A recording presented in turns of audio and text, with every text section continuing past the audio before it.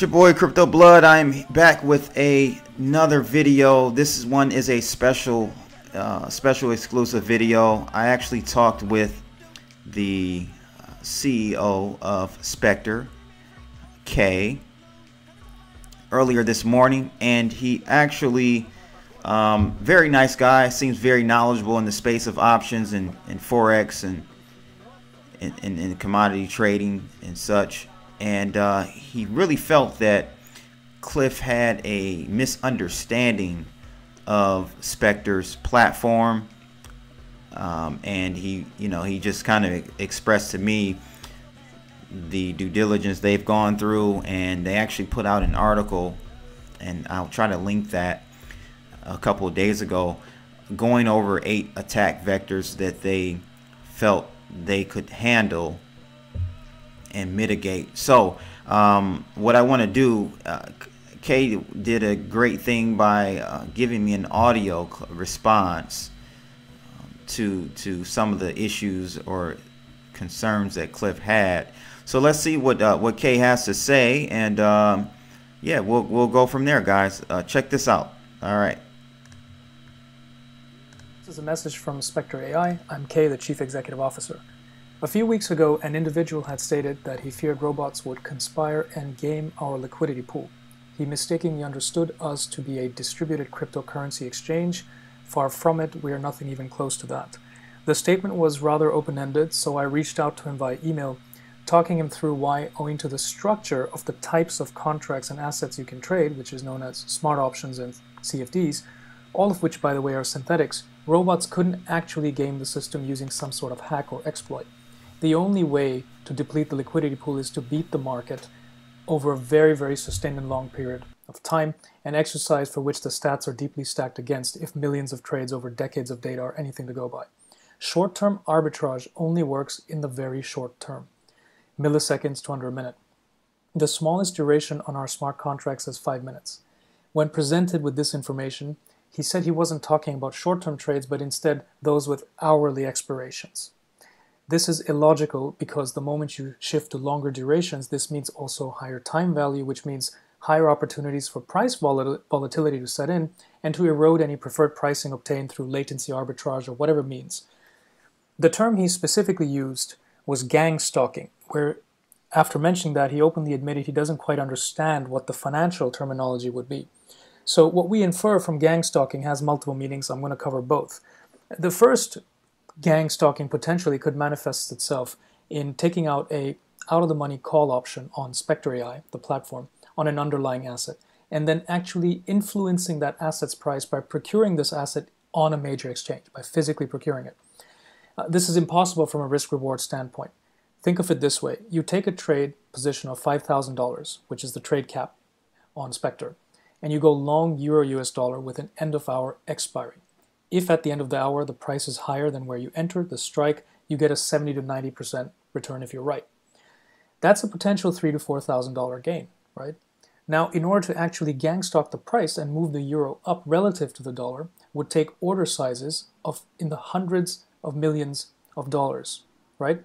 As you would need to move the euro relative to the dollar sufficiently in order to ensure that by the time the hour has elapsed and your open position on Spectre actually comes to fruition, that countervailing sell orders in the market haven't actually moved the price back down below the strike, thereby risking an out-of-the-money outcome. So the gang stalk is the most illogical trade possible from a risk-reward standpoint. You need to spend millions to make 4,000 bucks on Spectre at best. Spectre does not allow large trades as it's a retail platform. Now, a gang stalk theorist may counter-argue, oh well, what if you have illiquid assets? The euro-US dollar turns over hundreds of billions every day, right? In a few hours, actually. What if you have illiquid cryptocurrencies that just ICO'd, where it wouldn't take much financial firepower to pull off such a gang stalk? To which we would respond, that is exactly why not only ours, but any platform created by people who have any brain function in this industry would take into account asset liquidity before introducing tradability of this asset onto any platform. In our case, illiquid cryptos are not featured, right?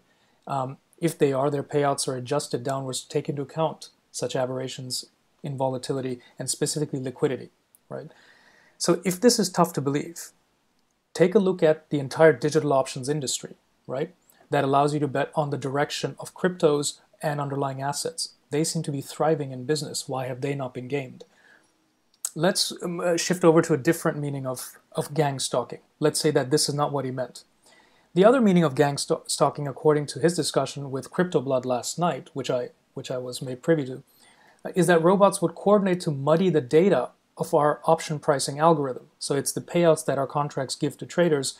The robots would work together and muddy that up.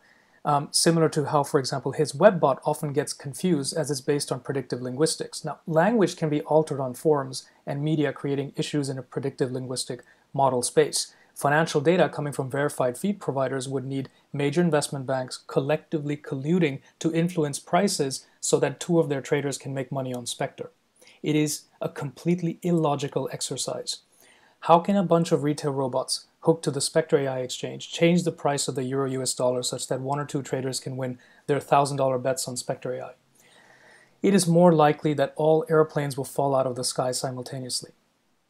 At any given time, trillions of FX market liquidity is being handled across institutions, banks, sovereigns, and retail traders. No amount of bots can confuse the pricing algorithm to allow a bunch of retail traders to beat the system, and that too on a sustained basis, such that the pool erodes completely, which was his fear. Right? That's where he stopped his fear. He didn't actually talk about the merits of the project. He basically thought that bots would destroy the pool.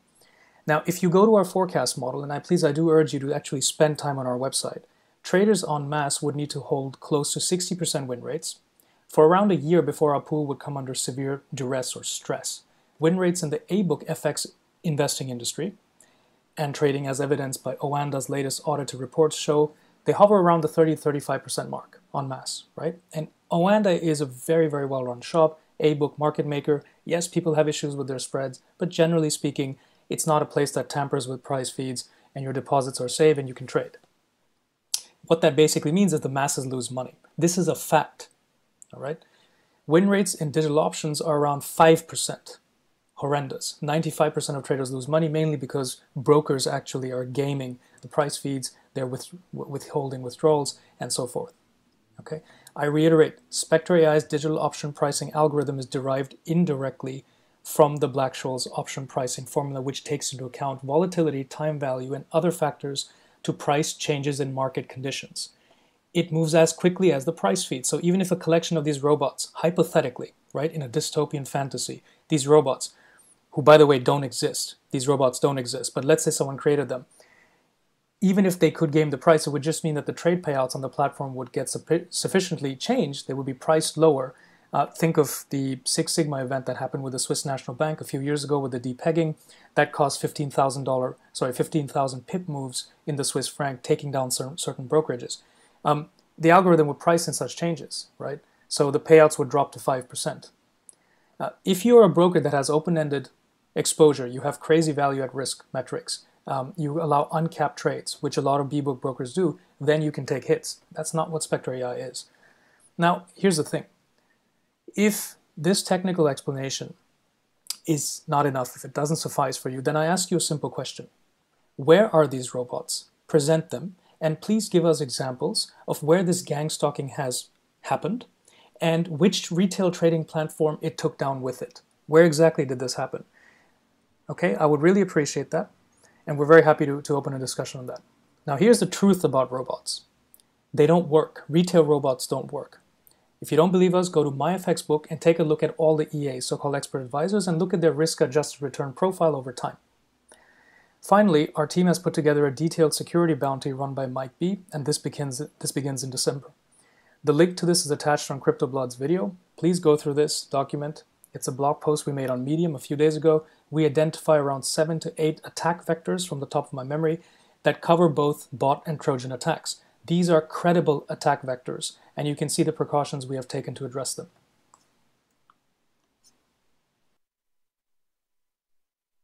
All right, ladies and gents, there you have it, the official response by Kay at Spectre regarding Clif High's concerns. So very well put, and you know, take both sides, guys, and come to your own conclusion. I'm not telling you not to participate.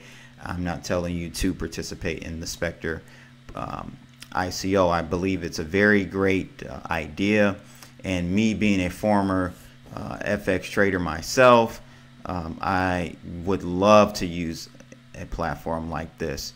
So again, there you have it. I will leave the link of the actual article that that Kay talked about, covering the 7 to 8 attack vectors they believe they can handle.